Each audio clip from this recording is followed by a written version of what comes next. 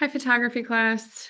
Our lecture activity today is going to be around the selection tools in Photoshop. This is going to be a great activity to help with your collage project that's due in a couple weeks here. So we're going to review selection tools today, kind of learn some of the differences between them. We're going to work with multiple images, work with selecting those objects and making duplications from those selections, which again will be some good assistance for you on your upcoming projects. So let's get started. Let's start in Photoshop by making a new document. So we're going to go File, New, and let's make a new print document. We're going to kind of mimic some of the project details. We're not going to be exact though. We'll change the size here a little bit. Let's create a document that's 11 by 14 portrait. So 11 inches by 14 inches portrait. This is a print document, so we're going to go with a resolution of 300 pixels per inch. And typically print documents use a color mode of CMYK. Typically your screen documents use a color mode of RGB. We'll be learning more about those two different color modes later. So let's go ahead and create this new document. As you would have learned from previous lecture activities, it's best to bring your objects into your document so that way you know they're using the correct resolution. And so that's what we're going to do. So we're now going to go get some of those images from the Project One gallery. We're going to go download a few, make some selections, and just practice some of these different tools here in Photoshop. So if you haven't already, go to Schoology into your Photoshop course, and let's head into the coursework folder for week 2. And that gallery is in your projects folder. That's where you're going to get all your images. Unless the images we're going to download may not be any that you plan on using for your project, and that's okay. But let's go ahead and download the different heads of lettuce. Go ahead and download that one. You'll get some good practice downloading that image. So I'm going to click on that JPEG file right there. And then let's download this rainbow colorful fruit because it's got lots of different ones on there, and we can use those two different images to achieve our task today in learning the different selection tools. Right, and go ahead and open both of those files up in Photoshop. So I'll go ahead and drag and drop. Now, I don't know if you noticed how I opened that file. That one I did not just drop here, because if I do that, that actually is going to open in the same file. If you want to open it in a new tab, so let me undo that. Open. Oh, decline that change. If you actually want it to open in a new tab like I did here, I would drag and drop it onto the icon. So dragging and dropping onto the icon opens as new tabs. Now in Windows, I'm not sure if you can drag and drop on top of the icon. That might only be a Mac thing. You're just going to want to make sure you go File, Open. You aren't going to want to drag those files on top of the artboard, or they're going to open in the artboard and not their own file. And here, I think it's important to open these in their own file. That way you can make selections and only keep what you want to keep. Okay, let's start with this rainbow fruit of images, and let's just discuss some of these different tools for selection here in our toolbox. You might see some of these questions on an upcoming quiz. So some of the tools we've already worked with are the move tool. Well, I haven't really talked about it, but we use that one a lot just to move around. We did look at some of these healing brush tools and the type tool we pretty much talked about in class in some of the lectures already. You've already learned that if they have a little arrow at the bottom right-hand corner, you know you can press and hold and you can find more tools. So that part you have already learned.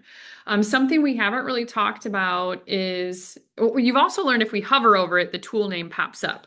But something we haven't talked about is the letter that's listed there. Like here, this says crop tool with a letter C. Let me hit this drop down arrow. Or here, this says brush tool with the letter BBB over here. These are the shortcut keys you can hit on your keyboard to go to that tool. So here the said C, right now I'm clicked on the brush tool. If I hit C on my keyboard, that switches to the crop tool. If I hit B, that'll go back to the brush tool. So all that's doing is switching between those tools. Looks like the type tool shortcut key is the letter T. So I'm going to go to, right? So if I hit T, that just switched to the type tool. B is the brush tool. C is the crop tool. And so as you start learning Photoshop, you can start learning more and more of those shortcut tools. The move tool here is V. So it's nice to know maybe some of the tools you use often so that it's quick to move to those. So here I can go to the brush tool, T the type tool, C the crop tool. Move is the different one. That's V. Maybe you're like, why isn't that M? Well, because M is set aside for the marquee tools, which are some of your selection tools. I don't use the marquee tool options, or I don't use the marquee tool often, but this is a way to select things. So here's the rectangular marquee tool, which would select based on a rectangle. You have the elliptical marquee tool, which will select based on an ellipse. You have the single row and column marquee tool, which will, it's very similar to the rectangular tool as far as what that selects there. Now, Command D to deselect. So those are your marquee tools, which do make selections, but I don't think you're going to use any of those for this project. Let's work down this list because these top tools here are all your selection tools. And the next list are additional selection tools. And these are some of the older ones as well. So you have this selection brush tool, which actually probably isn't too bad, but that tool will allow you to make selections based on what you brush and choose to select. And then now if I click off, that is selected, but it's not a clean selection. We're going to deselect. Lasso tool lets you freehand draw a selection, but again, it's a freehand. So that's not necessarily easy to do either, especially if I was trying to create a crisp edge. I'm going to zoom in to that yellow pepper I'm working on. That way I can get the best. So if I'm going to freehand a selection here with this lasso tool, oof, that could take me some time. I'm using a mouse and it's not going to be pretty. I'm just going to, and it's going to be an ugly selection. Now that's part of it. Right now I just have a selection. I haven't actually gotten it out of this. And once you've created a selection, one way to get it out of here into its own layer is Command J or Control J. And that will send that selection to its own layer. And now in your layers panel, your selection is isolated all by itself, and you can now move this to a new document. But that's pretty ugly. So I'm going to Command Z to undo that and then deselect because we're going to keep looking at these selection tools. The polygonal lasso tool, that creates selections based on straight lines, which not good for this. And to finish a selection, you always have to come back to where you started. You'll see a little circle there, and that closes it. You actually haven't created a selection until you see those little marching ants. Deselect. Okay, magnetic lasso tool, you click once and then you just start mousing around the edges. So this one, I can click again. You can, you can click when it's not catching an edge. Otherwise, I've only clicked twice to start in that little corner there. Otherwise, I'm just still, oh, I got a little too far out there. It's just following the edge. So in order for this one to work effectively, you need good contrasting edges. So it's not catching there, so I'll have to click. And so again, I'd have to go, I'm going to click there too. I'd have to go pretty slow. I'm going to try and speed up here, and you can see what happens when I speed up. So that one's only going to be super effective if you have good contrasting edges. But so far, probably have done the best. All right, we're going to deselect that one. And that's all of your lasso tools. Okay, probably where you're going to spend your time with making selections is going to be here. Your object select, your quick selection tool. I'll start with the magic wand because that's probably not what you're going to use. Um, there are just better tools now. In fact, some call it the tragic wand. So the magic wand, you click and it makes a selection based on the color and similar colors around it. And you can make adjustments up here to try and improve that. I'm going to put this tolerance at 100 and you can see now it's selected more. All right, maybe I'll put this tolerance at 200 and oh, now it's selected too much. Let's put it at 150. And I can keep clicking to try and get more of that, but you get the idea.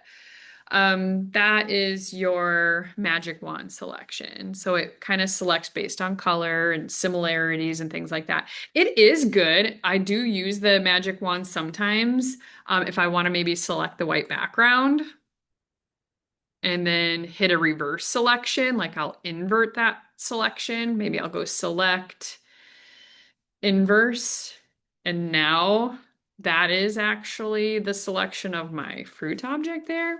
So there may be times that using the magic wand is maybe one of the best selection tools in that method, but I'm not so sure about that anymore. Okay, the quick selection tool used to be the best selection tool until the object tool selection tool came around. And that one I could like paint and create a selection and it looks terrible, right? But once you let go, it's like, oh, okay, that must be what you want. It was a pretty quick selection, hence the name. So I'm going to deselect that. I'll kind of show you that in on another one. You just start, you drag down. It's like, oh, okay. You let go of your mouse. It's like, bingo, got it. And if I wanted that, Command J, new layer. All right, got her. Undo, Command Z, or Control Z, deselect. If I'm going too fast at all, feel free to just pause the video, catch up, and then start when you're ready again. So that's the quick select tool. Now, the other thing I want to maybe show you with the quick select tool, let's get to something a little bit more complicated. Okay, so I'm going to drag here. I'm going to try and get whatever these things are. And I can see now it did a pretty good with the selection. Maybe I got too much here. So if you notice, the quick select tool has a little plus sign in there. That means it's going to keep, if I keep painting, like it's going to add to the selection. So I just added that little piece. If you hold down your Alt or Option key, then it turns to a minus sign. And then I could kind of say, all right, but I don't want this area. And then it can remove from the selection. So there are ways to continue to add it to the selection and remove from the selection. That is your quick select tool. So essentially plus sign is you're adding, hold down your option key. That would mean you are removing. All right, deselect. Last but not least then is your object selection tool. And here, when you hover over it, it already is kind of showing you about what it's going to select. And so when I click, it's creating that smart selection there, and I can hit Command J, and it would take that to its own layer. I can see there's a little something here it didn't catch, so you have to be a little bit cautious with some of these. They're not perfect. And so here's maybe where you're using a combination of some of those tools. Like even before, when I have the marching ants up here, I see there's something there. So then maybe I just come back to one of my other tools like this and I add it. So you might use a combination of some of those tools. Let's do that again. Now, the thing with this object selection tool, because it's kind of AI based, it could be, you could get different results every time you do it. So I just clicked, I see it didn't add this to selection and I want it to. So I could just try and keep clicking and adding some of these other pieces, but that can get kind of tough. So I'm just going to go to my quick select tool and then add that. All right. Back to my object select. Let's go try a different one. Let's try these apples. So I see what it's going to try and select. I can also draw a box around it, and then it will get both of those. Deselect. So either I click and it's going to do what it shows you there in pink, or you can draw a box and then it would get those two as a whole. And then I can Command J and I can bring that to its own layer and voila. Now, other than sending this to its own layer, there are other pieces we can do with a selection. When I have a selection active, another option that I have to clean up this selection if it's not perfect is this select and mask.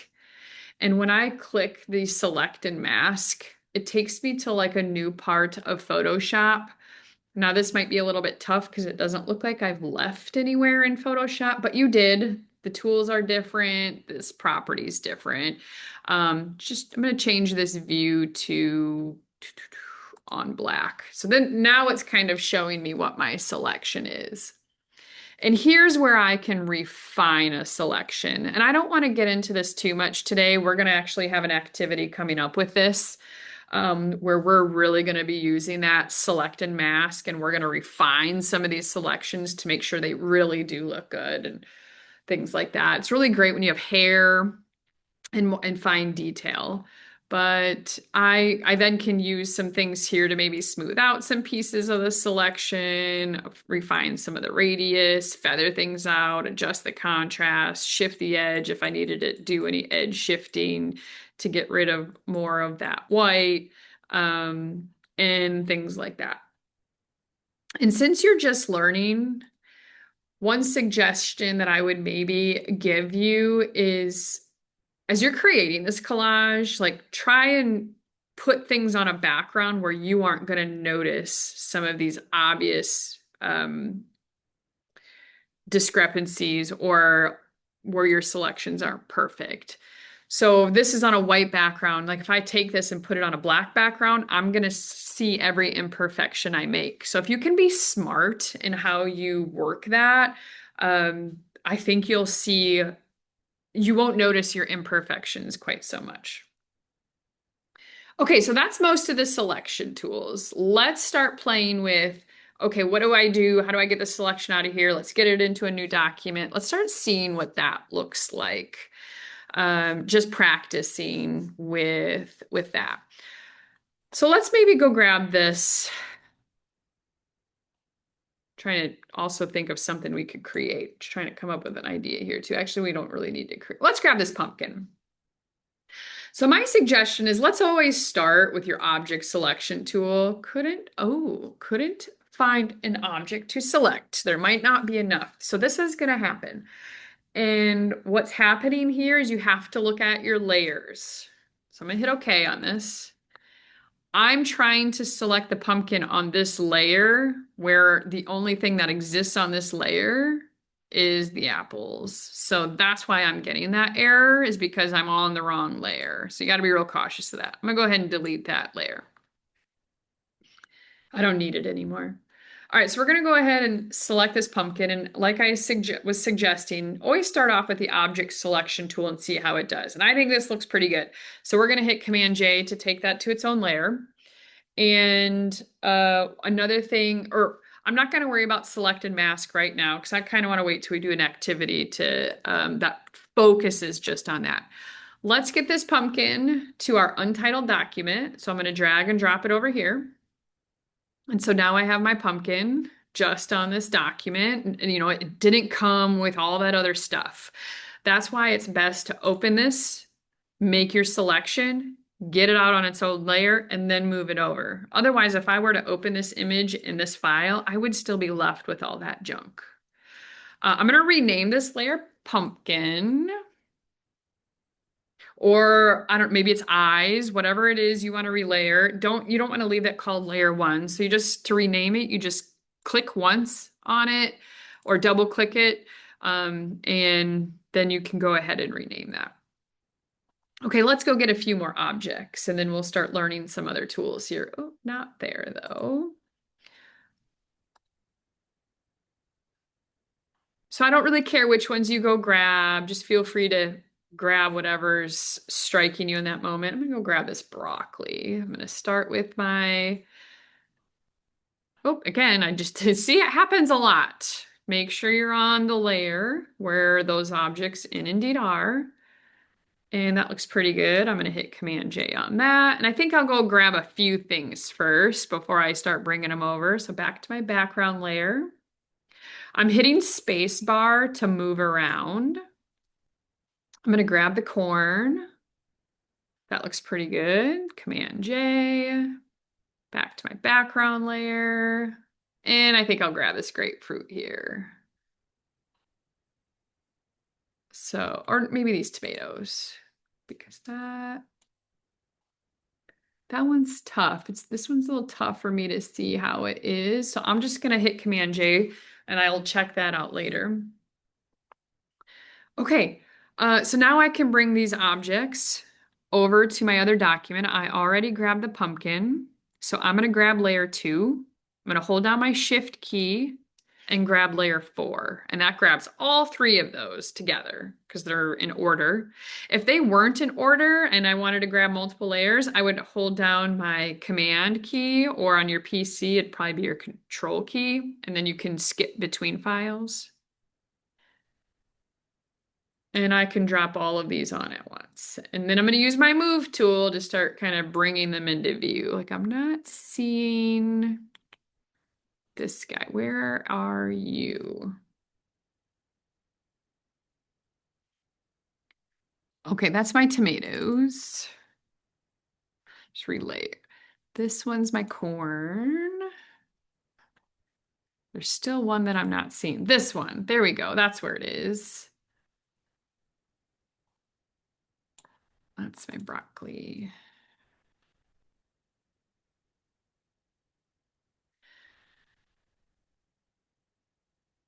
All right.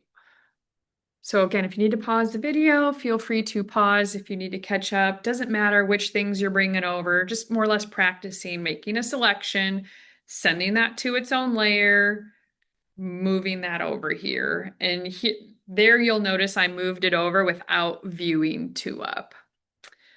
If you ever forget how to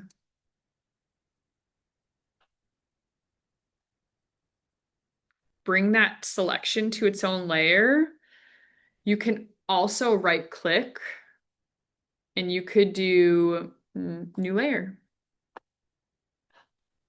And you'll get a little pop-up. Let's hit OK. And that did not bring my selection over though. That just created a new layer. I think I use Command J so often that I don't ever use these other ones. Layer via copy. There we go. Layer via copy. So if you forget that the shortcut is Command J on a Mac, or Control J for your PC, you can always probably right click the selection and test that out there to see what options you have to make that selection or to get that out on its own layer. Okay, back to my other document. So now I want to talk about duplicating in the folders, organizing your layers. Part of organizing the layers is renaming them. So that part where I kind of showed you, but let's at least get to some of those others. I'm not going to necessarily create anything that would be collage worthy, or just kind of practicing the different tools.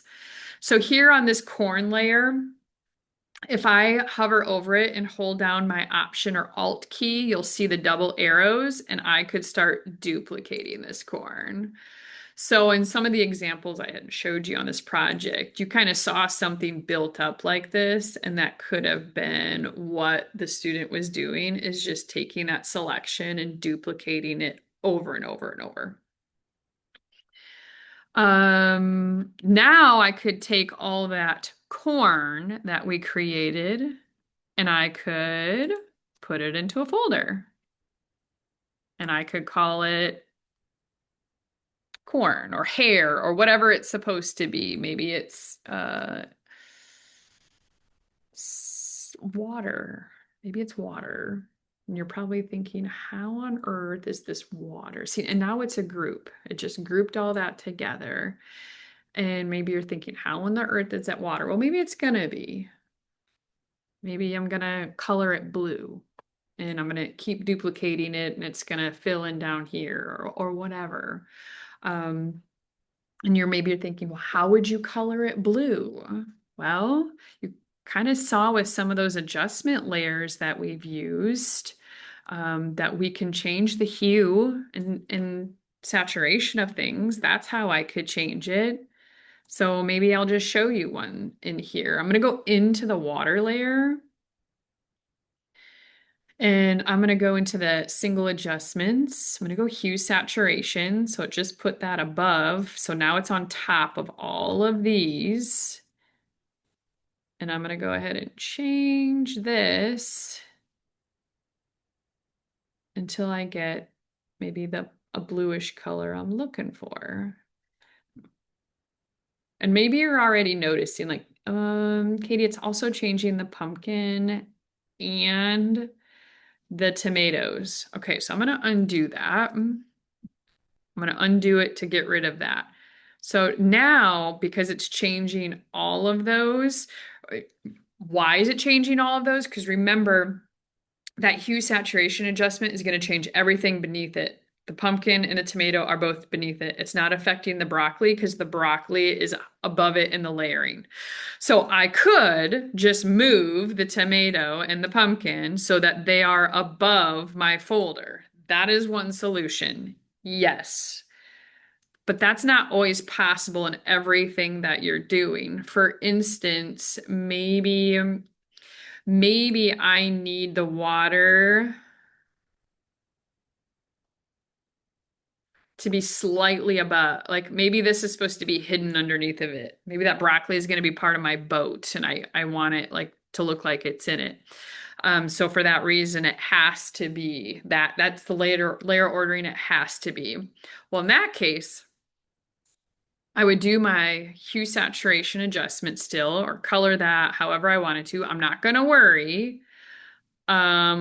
with it affecting everything else right now. I'm going to get it the color that I want it to be. And then I would right click on the layer and I would create a clipping mask. And then now that adjustment got clipped. So there's a little arrow there directly to the layer below it. One layer. So if this wasn't in a group, it would only be clipped to the one piece of corn. The fact that I grouped all that corn in a folder, it grouped to the whole folder, so that whole folder became that color. Let me show you that again. So if I only wanted that change to affect this one layer or group, right click it and it's create clipping mask. Now I struggle finding it a little bit because I'm used to a shortcut. Oh, you couldn't use that as the shortcut, but the shortcut I use, I hold down my Option Alt key. And when you hold down your Option Alt key, you get this little symbol between the two layers. That means clip it. And then you're like, oh yeah, clip that to that layer. And it only affects that layer. So that's a little trick that might help some of you. And maybe even those examples I showed, you're like, man, how did they change the color of things? How did they do that?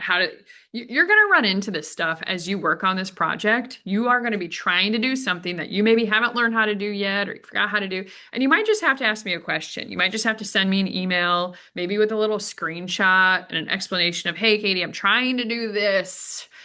I don't know how to do it. And either I'll respond to you and say, you're trying to do something that's well beyond what we've learned how to do. And like, let's come up with a plan B. Or I'll say, yes, I think you're capable with what you know now. I think you're capable of doing that. And here's a little video of me showing you how to do it. And this is just a question I get often is how to maybe change the color of something. And not only that, how to change it so it doesn't affect everything else. Let's go to the tomatoes. So duplicating, that's a big one.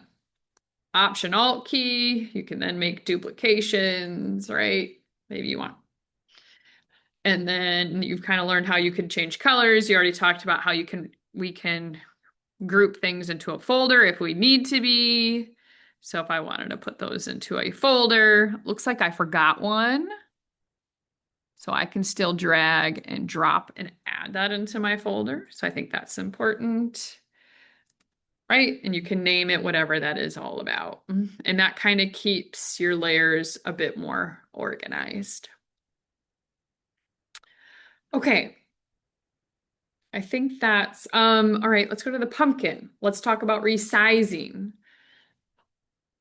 So I've showed you often where I hit Command T to resize, which you can still do that. Another way you can resize is using your move tool. If you check to show transform controls, and maybe some of you already had that checked and you're wondering, how come you don't see this box and I do? That's why. Sometimes I uncheck it because it gets in my way and I get tired of seeing it all the time, so I just turn that off. But you can resize with that too. So if you hover in the corner, if you don't hold down any buttons, that will resize proportionally. If you hold down the shift key, you could then skew it. So if you're trying to create a different shape out of that, you could then skew that. And if you accept that return, voila. I can do that with the water too, right? So if I wanted to resize this, if I hold down the shift key though, I can skew it if I didn't want it to be in proportions anymore. So I think it's important for you to know what you're doing there. Actually, I'm going to go into that water. I think another thing that might be important to know is you can still go back and select any of these individual groups because maybe you want to rotate some of these so they're not all going the same direction. There's a little tiny bit of variety in some of that. Maybe that, so it doesn't look quite so strange. You know, I think part of this project is all about trying to create some realism with what you're working on here. Anyway. Okay. What else? Let's skew our broccoli. So I'm just going to make that larger because we have learned when you make things larger, that should be a red flag. Like, oof, I don't know. I can scale things smaller. I don't know if I should be scaling things larger. So now I should be zooming in to 100% and just making sure, is that going to look okay? Is it too pixelated? And maybe making an adjustment so it doesn't look quite so pixelated. And if it does, and I really needed it that big, then maybe I got to go look for a different vegetable that won't reduce the quality quite so much.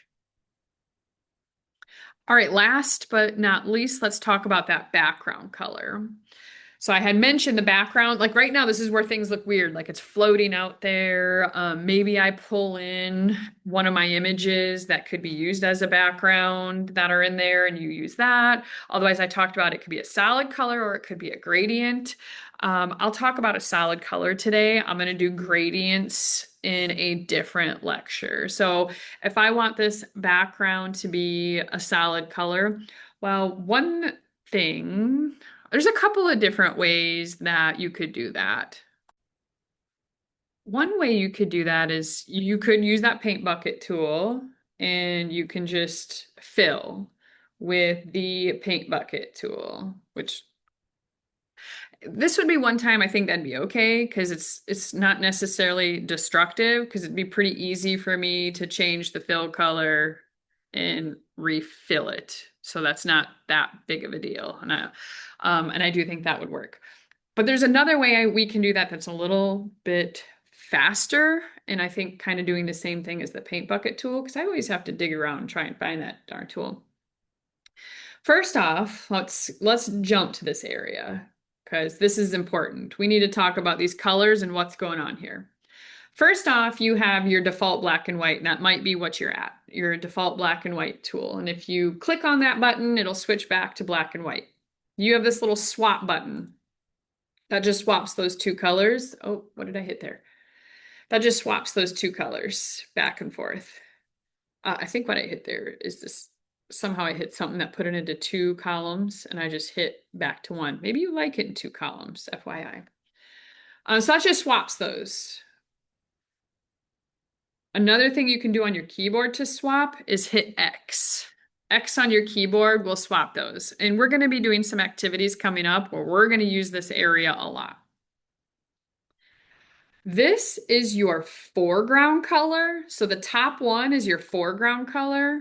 The one that's underneath is your background color, okay? So the top is your foreground color. The one that's underneath is your background color. If you hover over them, you'll see that. It'll tell you what it is. And you might see that on a quiz question coming up too, what's what. Let's choose different colors for both of these and something different other than black and white. I don't really care what color it is. So double click the white. You'll see a color picker pops up. You'll see this pop up. And I don't care which color you choose here. This will probably be hideous by the time that we're done, and that's okay. But go ahead and just pick a color for your foreground and go pick a different color for your background so that you see 2 very different colors here. Make sure you're clicked on the background layer. Now, if you use the paint bucket tool, that paint bucket tool is going to fill with your foreground color no matter what. But I have a shortcut key that also will fill. And one of them is Command Delete or probably Control Delete on your PC. And that fills with your background color. So whatever, mine filled with purple, and it's like, so, and purple is my background color. So Command Delete will fill with your background color. Option Delete will fill with your foreground color. And so that's a quick way to fill things, which is kind of cool. You can even fill your selections using that method. So if I come back and reselect my pumpkin and I do that Command Delete, it just filled with that color. Now you lose all the texture and you lose everything else. It's like this weird solid shape, but it did just fill with that color. I'm gonna undo that. So this is a nice, easy way to to create a solid background color there if you wanted to, like maybe it's going to be some type of sky or again, something for your environment. So Option Delete fills with that foreground color, Control or Command Delete fills with your background color. And if those weren't the colors you want, you go grab a different color. Like, okay, I don't like that one. I want something a little bit more like this one. And right? Or maybe you want to sample a color. I could come and sample this and it's changing, right? It's changing whatever this is. So maybe I want this to be like the exact same color as my corn or water and so on and so forth. And what you'll start to see when you get your background set, you'll just start to see the imperfections in your selections. Like I start to see now that this corn isn't necessarily great. Some of these edges aren't necessarily great, so it might be something that I can clean up, or maybe I'll notice little white spots in my broccoli or white spots in my tomato, and then I might spend a little time trying to clean up some of those selections.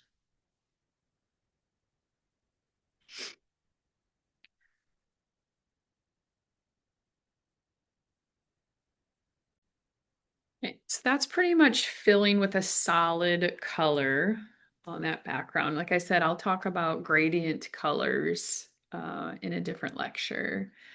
And now this gives you a little bit more knowledge to help you with that project. We talked about making selections and pulling them to a new file and duplicating selections. We reviewed how to group them and rename the layers. And I even got into some more advanced stuff that you won't see in your lessons yet, like how to do this clipping mask on an adjustment layer so only the layer beneath it is affected.